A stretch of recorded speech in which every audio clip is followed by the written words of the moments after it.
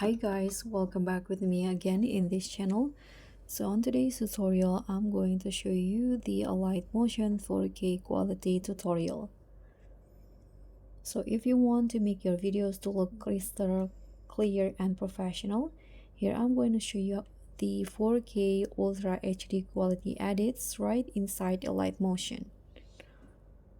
So first, you can start by creating a 4K project. If your device supported, you can click on the plus button in here and set your project settings into 4K. If it's supported, it will be shown in here, and the frame rate, set it into 60 fps, and the background, choose black. And after that, you can just click on create project. And the next step, you need to import a high resolution footage. So import only high quality clips in 1080p or higher. You can go to media in here and choose a good quality video. And here you need to avoid screenshot or compressed video because it won't look good on the quality, and use videos recorded in good lighting, and this will prevent pixelation.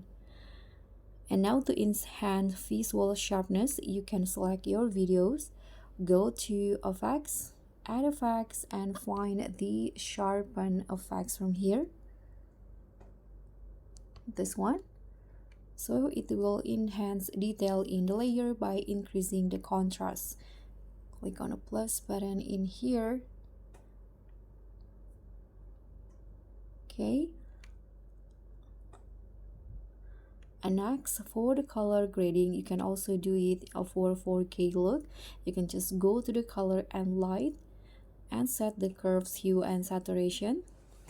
You can try this combo. So first, increase the contrast slightly, lower the saturation a bit, and add a teal and orange tone for cinematic effect. The next one, you can also add motion blur and smooth transition.